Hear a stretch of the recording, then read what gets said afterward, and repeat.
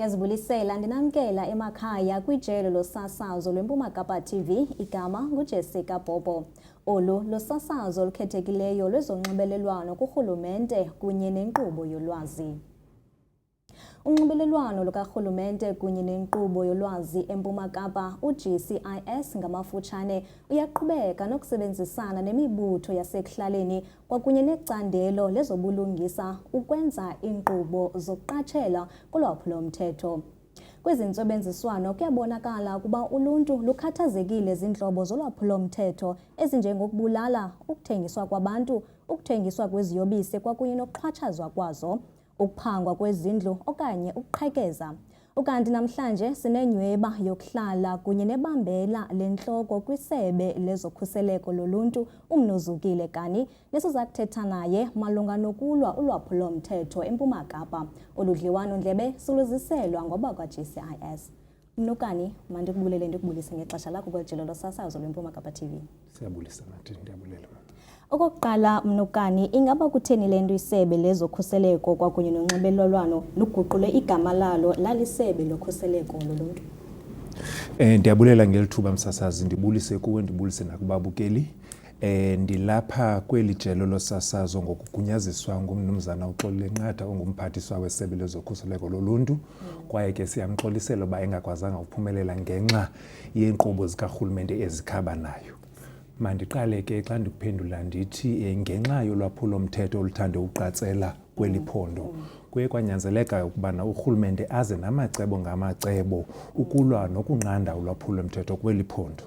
Ukuqubisana ke nokuqatsela kolwaphulo-mthetho, urhulumente uyafikelela kwisisombululo sento yobana kukhona nje ibakala esiliphosayo apho abahlali okanye i-community is not really involved kwiphulo lethu lokunqanda ulwaphulo-mthetho.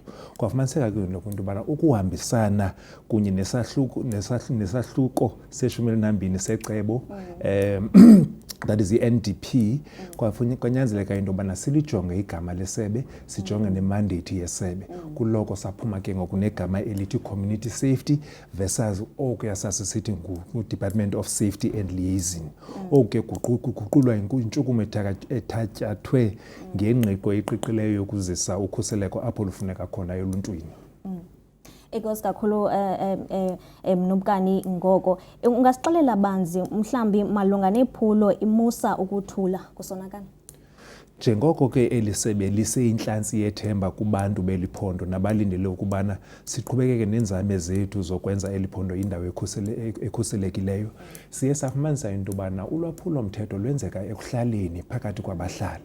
Kwaye uyafumanisa into yobana abanye abarhanelwa bayaziwa ngabahlali kodwa abahlali bathule. So ukuvuselela isazelo ebahlalini seza nalo eligama eliphulo lithi musa ukuthula kusonakala ngenjongo yokukhuthaza intsebenziswano phakathi koluntu namagosa alwa ulwaphulo-mthetho nangokujonga kwintlanganiso ebezihleliwe. Singatsho ngokungathandabuzekiyo ukubana iziphumo zalo ziyabonakala, kwenziwe umsebenzi omhle ukuhambisana nako. Okay, eminye yemisebenzi Mnukani yesebe kukuba ukuphononongwa kwenkundla. Ingaba mhlambi kutheni le nto isebe liseke inkqubo emfutshane yokuphononongwa kwenkundla? Xa siqala aphayana ekuba kophulwe umthetho, kubekho umrhanelwa, kube khona nexhoba. Kusebenze amapolisa. Amapolisa wona xa sewugqibile umsebenzi wawo awusaphi enkundleni yamatyala kudityanwe nabatshutshisi. Safumaniseka ukuba amatyala amaninzi ke athi sesenkundleni yamatyala achithwe okanye angafakwa kwirole yasenkundleni yamatyala ngenxa yento ezithile eziye zibonakala. So kwanyanzeleka ukuba silisebe makhe sijongeni la madokethi ubana yintoni ebangela into yobana la matyala angangeni kwirole okanye achithwe sengaphakathi kwirole. Apho ke kweli phulo uyafumanisa into yobana sifumanisa into yobana kukhona ukungacommunicate kahle phakathi komphandi kunye nomtshutshisi. Hence sisithi yi-court watching brief. So funeka ke ngothina singcibe esasithuba phakathi komphandi nomtshutshisi silele sebe ngokucebisa into yobana makwenzeke lena nalena nalena ukwenzela into yobana ityala libheke phambili. Siye saqala ke saqonda ubana ngekhe sijonge ezi ndawo zibalaseleyo ekuphulweni komthetho ezidibene nento zokudlwengulwa kwabantwana, ezidibene nokuthengiswa kwabantwana, nokuxhatshazwa kwabantu abangoomama. Safumanisa into yobana iqatsele elusikisiki, eNgcobo, eXhorha nakoomabhizana. Kulapho ke siye saliqala khona eli phulo ngenxa yobana sibone into yobana ihambela phambili kwaye amatyala awangeni enkundleni yamatyala. So ekuhambeni kwexesha siye saqonda into yobana xa sibona impumelelo kule nkqubo siyenzayo makhe sijonge elinye ibakala, which is ukubiwa kwemfuyo. Nayo iyinto exhaphakileyo phana. So ke ngokusanda ke ngosaxanda into yobana masingajongi njena ulwaphulomthetho ngokudlwengulwa nokubiwa kwabantwana, masijonge nokubiwa kwemfuyo. Enkosi kakhulu. Ngawaphi mhlamba amabali empumelelo enithe nawafumana ekubeni ukuba niqale le nkqubo? Le nkqubo ukuqala kwethu nyakenye siye sajonga amadokethi ali-1,229. Ekujongeni loo madokethi ke amatyala aye asongwa angama-548 kwaye asongwe ngempumelelo. Safumanisa ke nento yobana amanye ebengekho senkundleni ali-175 angenile ngokwenkundleni, ayajongwa, kuzawuxoxwa loo matyala kubhekiswe phambili. Kukhona 496 esisajongileyo into yobana kuhambe kumephi uba ingaba ezazikroba bezibonakele zincityiwe na ukwenzela uba la matyala abheke phambili. Iziganeko eziliqedlana ke ezinamatyala okuqhekeza emizini zihambele phambili. Enye iphinde ke ngoku iziganeko zodlwengulo esinye ibe yiminyaka esi-8 entolongweni. So ndizama ukuthi ke asijongi njena amakroba phakathi komcuphi, umphandi kunye nomtshutshisi. Siyalandela uqinisekisa into yobana eli tyala liyatshutshiswa kwaye isigwebo siyaphuma. Enkosi kakhulu umnomzana Lukani. Ingaba omnye umbuzo esiza kuba nawe, ingaba inkqubo emfutshane yophononongo enkundleni iyaqubisana na namatyala obundlobongela bujoliswe kwisini Ncakasana? Ngamandla kangangubana le court watching brief iqalwe ukujongana namatyala anjalo, ngawo la sithetha ngawo. Angenamva amatyala okubiwa kwemfuyo. Kahle kahle sijonge zonke iindawo, asiphelelanga nje phesha kwenceba kwezi ndawo ndizibizileyo. Akhona namatyala asengqushwa, akhona namatyala anganeno, akhona namatyala lapha eGqeberha ajongwayo. Kule nto uba isebe linezithili ezisi-8 kwiMpuma Kapa, isithili ngasinye siba netarget yaso efuneka siyijongile uqiniseka into yobana la matyala ayabuyela enkundleni kwaye isigwebo siyaphuma. If ndingathetha njengeli lasemakhanda kwityala lokudlwengulwa, umntu obefumaniseka uba udlwengule ugwetywe iminyaka esi-8 esentolongweni. Kwaye nalapha eKariyerha omnye isigwebo ibe iminyaka 5, omnye iminyaka 7, omnye iminyaka 6. Kwaye ke naseDimbaza akhona amatyala esiwajongayo. Ndizama ukuthi ke asiphelelanga kwikona ethile apha eMpuma Kapa, sijonge iMpuma Kapa lonke. Kule babendisithi ke sinezithili ezisi-8, isithili ngasinye sine-targets zaso. Mnumzana Lukani, mandithi ke ngoku kwesisithoba inkosi kakhulu ngakalwengxelo, kodwa ngoku xa sisiya ebabukeleni siza kwesiya ekhefini, kodwa ke uzongayi indawo sisabuya nale ngxelo. Manibuye nikwamkele kwakhona mbukelo sekhaya, ukanti sisaqhuba nosasazo olukhethekileyo lwe-GCIS nokuthetha ngokulwa nolwaphulomthetho. Mnukani, maniphinde ndikwamkele kwakhona. Siyabulela. Xa sesiqhuba Mnukani kwakunye nale ncoko, ingaba mhlambi ngoluphi ungenelelo isebe lithe lawenza ukulwa nobundlobongela kwiphondo, ingakumbi kwezi ndawo ziqatseleyo ngolwaphulomthetho? Ndiyabulela msasazi, mandiqale ndithi ngokwakwempuma Kapa indawo eziqatseleyo ngolwaphulomthetho yi-OR Tambo, ibe yiBuffalo City, ibe yiNelson Mandela Metro. Uyafumaniseka into yobana zii-economic hubs zephondo ezi. Kwaye ke ukuba ngaba akukho khuseleko, akho mntu uzawutyala mali kwindawo engenakhuseleko, kuvaleleka amathuba engqesho. Kuloko ke sijongisise ekubeni masilwe ulwaphulomthetho kwezi ndawo. Asinto ubana ke ezinye ezi iSarah Baartman nezinye azijongwanga, nazo zijongiwe ngoba ke nazo zinayo indlela ezicontributa ngayo kwi-economy like farming and others. Kuloko ke ngoku saqala ke ngokukhokelwa ngumphathiswa wezamapolisa apha ephondweni sikhokelwa ngumnumzana uXolile Nqatha. Kwabakho isivumelwano sentsebenziswano phakathi kwesebe lethu amapolisa kunye nesithili Nelson Mandela Metro Municipality. Umtata uNqatha ke uyafumanisa into yobana xa ejonga kukhona ikroba ethile afuna ulinciba, wongeza amagosa ezendlela kwesi sivumelwano, wongeza baleka ke ngesiXhosa i-immigration services, ngoba abanye abantu abophula umthetho ngabokuhambela. Ufumanisa ubana abanazo neempepha zoba babe lapha kwelizwe, kuloko kufuneka sisebenzisene no-immigration services.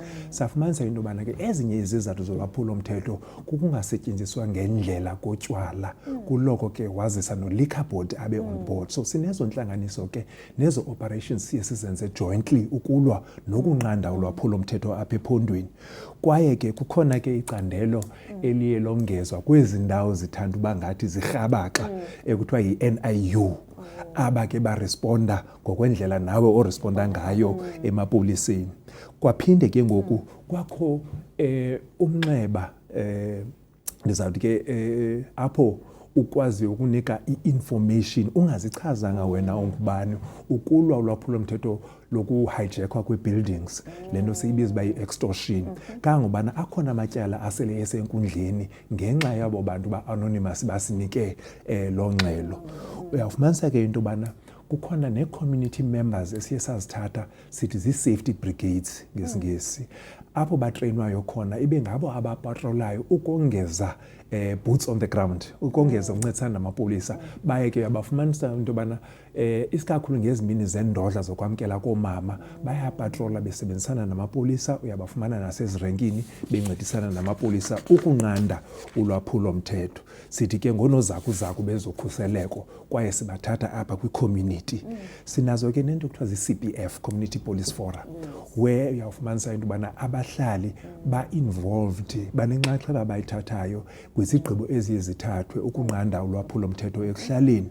Kwaye ke uthethathethwano noluntu ngemiba yolwaphulo mthetho, imbizo esiye sibe nazo nabantu, it varies. Siba nazo imbizo nabahlali, sibe nazo imbizo nabantwana besikolo, ngoba nasezikolweni akukhuselekanga, kuyanyanzeleka into yobana i-footprint yethu ibe khona phayana ezikolweni. Sidibane nabo ke noosomashishini, kuba nabo oosomashishini beeteksi, ngoba ke nabo uyafumanisa uba ngelinye ixesha kuye kubandakanyeke into yobana nabo bayancedisana nolwaphulo mthetho. Siya-engeyija ke nabo, size nemiqathango, size neengcebiso into yobana singancedisa njani ukunqanda ulwaphulo mthetho. Enkosi kakhulu. Iinkcukacha manani zolwaphulo mthetho ezisandula khutsha kutshanje zekota yokuqala neyesibini konyaka-mali ka-2025-2026 ezibonisikalisa impumelelo kwaye nomsebenzi oncomekayo othe wenziwa lisebe. Ungakwazi mhlawumbi kusithela qabaqaba ngoku Mnukane? Umphathiswa uXolile Nqatha uwancome kakhulu amapolisa, oomama nootata abasesipoliseni ngomsebenzi oncomekayo abawenzayo. Uye wancoma namaphulo enziwa lisebe ukuncedisana namapolisa ukufikeleleka kubahlali beMpuma Kapa, babone into yobana into abazenzayo ziba nempumelelo. Sihambela phambili ke sileli phondo ekubulaleni, sihambela phambili kweli phondo ekuqoqodiseni izithuthi, that is i-hijacking ne-truck jacking, yenye into engathi ibithandeyo engathi iyenyuka, nokuphanga kuxhotyiwe. Isixhobo ke esithandwa kakhulu apha kweli phondo lethu, isikakhulu apha eGqeberha, ngumpu. Kusetyenziswa umpu kakhulu, and then ufumanise into yobana nokudlwengulwa kuqatsele. Nangona ke i-crime categories in the country zingama-27 aziqatselanga kwiphondo lonke. Kufanele kwindawo ethile kuqatsele ethile, kwenye kuqatsele ethile, hence ke we cannot have a one size shoe fits all. Ii-interventions zethu must fit the purpose, must suit le ndawo siye kuyo. For an example, uyafumanisa into yobana iGqeberha ayiveli kwi-stock theft, but uyafumanisa uba iSulenkama, iMthatha, uQumbu bavela kakhulu ngoba kufuyiwe phaa.